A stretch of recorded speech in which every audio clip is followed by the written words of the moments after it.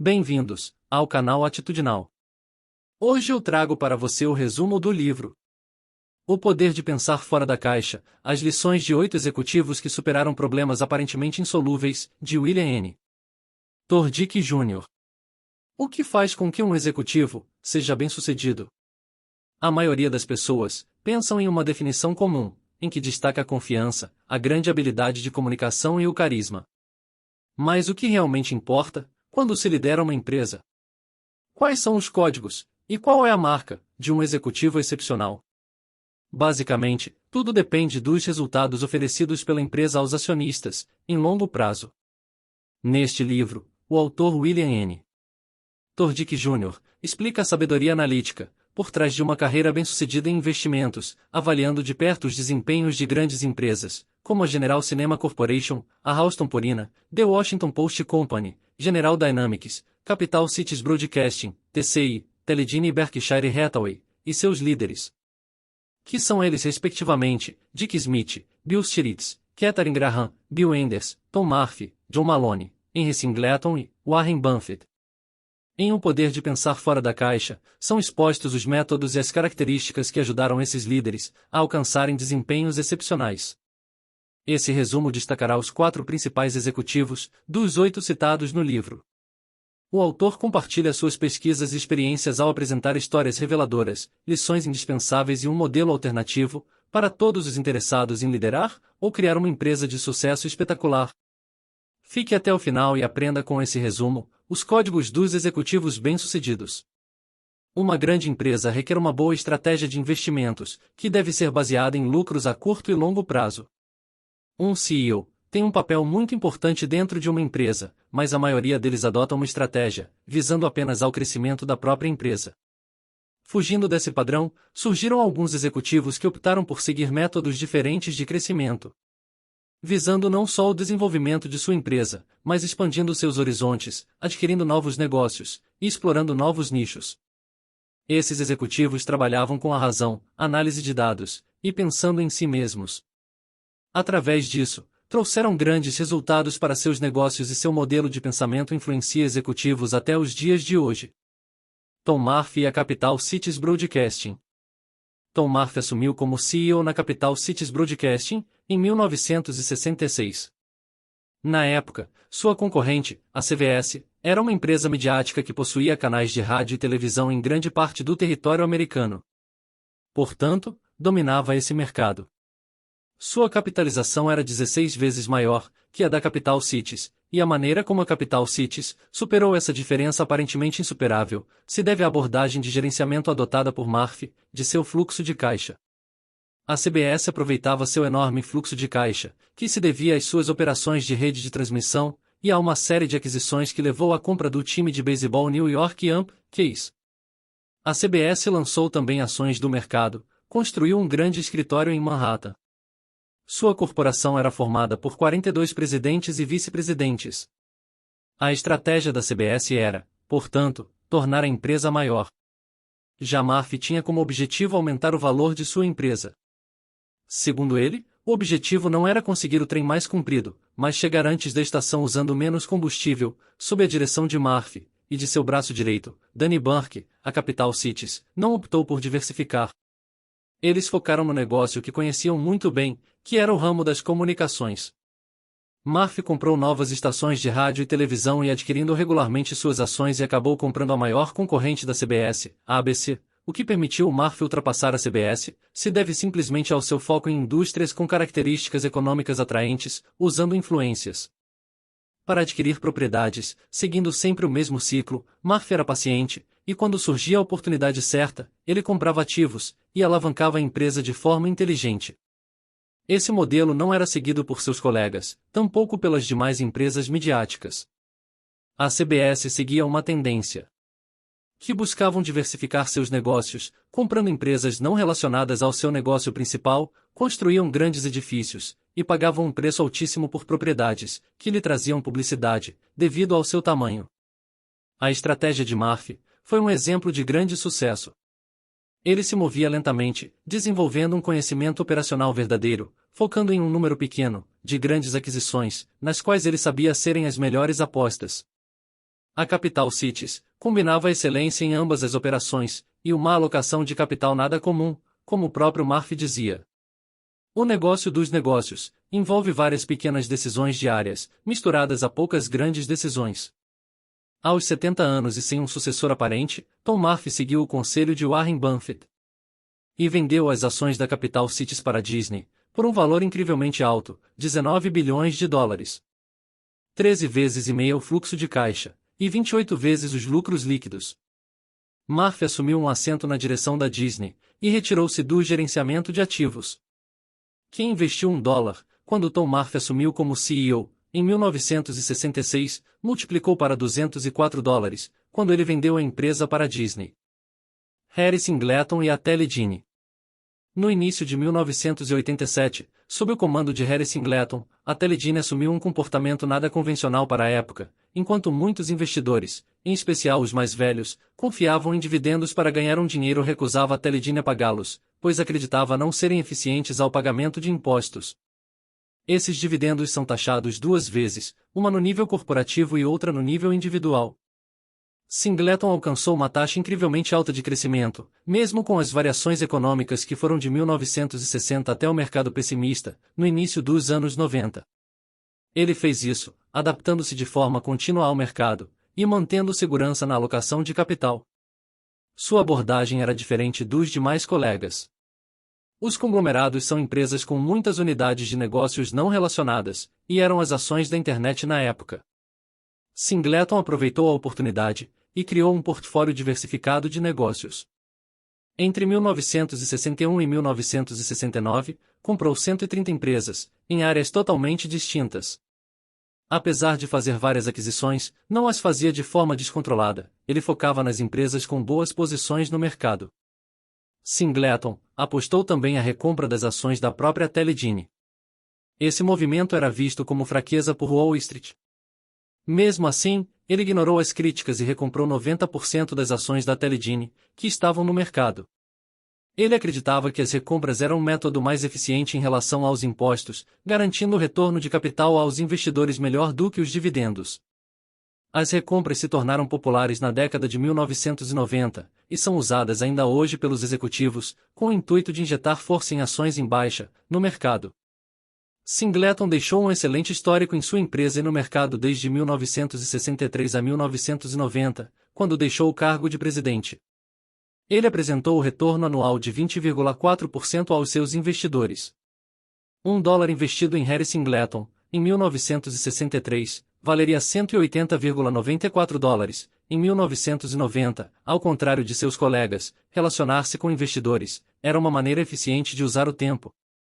E ele simplesmente se recusava a oferecer relatórios trimestrais de ganhos ou aparecer em conferências de mercado. Esse comportamento era típico para a época, visto que seus colegas não saíam das capas de revista. Bill Enders e a General Dynamics. A General Dynamics foi uma empresa pioneira na área de defesa no fim do século XIX, vendia grandes armamentos ao Pentágono, incluindo aviões, navios e veículos de terra. Bill Enders assumiu o posto como CEO da empresa, em um período em que a companhia era taxada como a pior das piores. Tem uma indústria que decaía. A General Dynamics possui uma dívida de $600 milhões, com fluxo de caixa negativo. Sua receita era de apenas $10 bilhões, e uma capitalização no mercado, de apenas $1 milhão. Bill Enders tinha uma carreira distinta antes de entrar na General Dynamics. Formou-se em engenharia elétrica na Academia Naval em 1955, e serviu como piloto de caça durante a Guerra Fria. Ao conhecer um antigo executivo da General Dynamics, em 1989, ele recebeu uma proposta para se tornar vice-presidente da empresa. Por um ano, e depois assumir o cargo de CEO. Enders, é claro, não deixou essa oportunidade passar. Ele tinha pouca experiência no setor privado até assumir o cargo, portanto, tinha uma visão muito fresca sobre o negócio. Enders logo estabeleceu suas ideias para dar uma reviravolta na empresa e fazê-la crescer. Ele concluiu que a General Dynamics só deveria estar presente em negócios que estivessem nas primeiras posições do mercado. Ele manteria distância de negócios com pouca lucratividade, e a empresa focaria em negócios que conhecessem bem. Enders promoveu também uma mudança cultural dentro da companhia. Ele percebeu que a mentalidade da GE era focada apenas no desenvolvimento de armas maiores e mais rápidas, deixando de lado os investimentos, que trariam retorno sobre o patrimônio. Durante seus 3 anos, como CEO, Enders focou no retorno de capital. Para isso, foi necessário reduzir alguns gastos desnecessários. Enders descobriu que a venda de ativos poderia ser muito lucrativa, e que seus colegas de indústria estavam dispostos a pagar um preço alto por isso. Então, após vender a maior parte dos negócios da General Dynamics, ele foi surpreendido com uma proposta de US$ 1,5 bilhão. Para o departamento, esse era um preço altíssimo. Enders tomou uma decisão racional, consistente com o valor das ações da empresa, mesmo que essa venda diminuísse mais da metade do tamanho da companhia e que lhe custasse o cargo. Como CEO, ele não hesitou em vender. Em conjunto com a China, Enders passou a lucrar com 2 negócios, que alcançaram posições dominantes do mercado, tanques e submarinos. Essas vendas geraram US$ 2,5 bilhões. Com o aumento das vendas, Enders resolveu focar na alocação de capital, sem fazer novas aquisições, mas devolvendo grande parte do dinheiro da empresa aos acionistas. Para isso, ele anunciou uma oferta de US$ 1 bilhão, por 30% das ações da empresa. Essa compra se mostra mais eficiente do ponto de vista fiscal do que os dividendos, enquanto o foco de outras empresas era o crescimento. Enders não hesitou na hora de vender grande parte do seu negócio, lucrando US$ 3 bilhões e retornando grande parte aos investidores, usando técnicas inovadoras e que permitiram a não cobrança de impostos. Esses movimentos se mostraram inovadores na indústria da defesa e geraram muitos ganhos aos seus acionistas. Warren Buffett e a Berkshire Hathaway. A Berkshire Hathaway, uma empresa do ramo têxtil com 100 anos, localizada em Battleford, pertencia a 2 famílias. Após uma longa guerra por poder, a empresa acabou sendo comprada por um investidor improvável, de 35 anos, vindo do Nebraska, chamado Warren Buffett. Ele não possuía experiência em administração de empresas. E acabou comprando a Berkshire, pelo seu valor baixo, com apenas US$ 18 milhões de capitalização. Comparado aos demais executivos, Warren Buffett se mostrou ser de outro mundo. A capitalização da Berkshire hoje está em US$ 140 bilhões. Buffett comprou sua primeira ação por $7. Hoje, uma ação da empresa custa mais de US$ 120 mil. Buffett sempre foi interessada no mercado de ações, e após se formar em uma universidade do Nebraska, aos 20 anos, começou a tentar entrar em escolas de negócios. Os resultados extraordinários de Buffett se devem à sua abordagem, visando a geração de alocação de capital e gerenciamento de operações. Ele criou fundos de baixo custo, para reverter em investimentos, algo que não era muito apreciado, no setor financeiro da empresa. Praticamente todo o capital de investimento da Berkshire foi gerado internamente. Para Buffett, o sucesso em longo prazo se devia ao temperamento, em que se trata-se de ser medroso, quando as outras pessoas se mostram gananciosas, e de ser ganancioso, quando elas se mostram medrosas. Buffett se tornou o maior investidor da sua geração. Ele demonstrou ser um administrador muito eficiente, diante do variado portfólio de negócios da Berkshire. Mesmo com a grande diversidade, a empresa opera com uma incrível eficiência, posicionando-se com frequência entre os 4 maiores do setor. Era um investidor não convencional, sem nenhuma experiência relevante no campo de operações, e de forma consciente, projetou a Berkshire para focar em alocação de capital, e sempre destacou a importância de estar presente em negócios com atrativos retornos de capital, e a importância de fugir dos negócios com baixo retorno. Racionalismo radical e a mentalidade do forasteiro. Todas as experiências e lições dos executivos citados são muito úteis, ainda nos dias de hoje, por parte de investidores e gerentes, que operam no mercado atual. Esses executivos usavam técnicas próprias de alavancagem, não se apegando muito em planilhas extensas, e sendo objetivos em suas ideias. A questão primordial era em relação aos ganhos, e projetos de investimento, que gerariam bons retornos. Esses executivos forasteiros não gostavam muito de se autopromover, procuravam manter distância dos holofotes, e dificilmente compareciam em conferências em Wall Street. Geralmente eram introvertidos, mas a sua não aparição às mídias não afetava em nada seus ganhos extraordinários. Não é preciso que você seja um gênio do marketing ou da técnica, nem mesmo um visionário carismático, para ser um executivo eficiente, mas é preciso entender sobre alocação de capital e pensar com cuidado. A melhor maneira de alocar os recursos da sua empresa é gerando valor aos seus acionistas. Sempre se deve perguntar que ganhos desejam obter e optar por projetos atraentes e com bons retornos.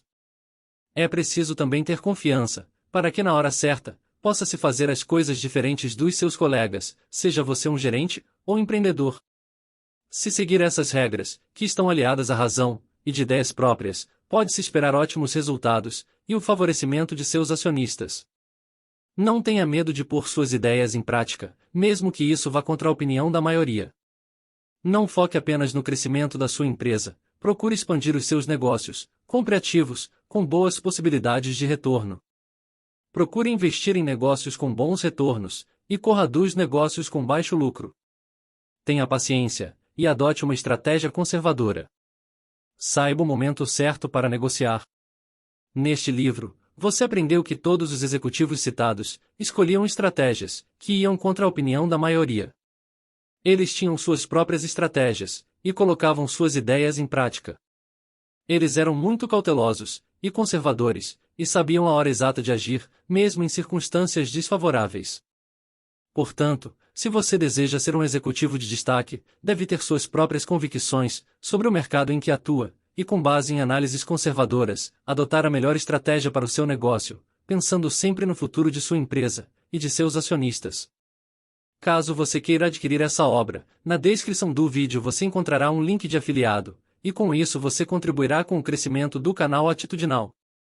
Espero que tenha gostado desse breve resumo, e se você quer continuar recebendo mais vídeos, como esse, inscreva-se no canal, e ative o sininho de notificações, na opção todas, e entre também, para um dos meus grupos de networking, para ficar por dentro dos próximos conteúdos.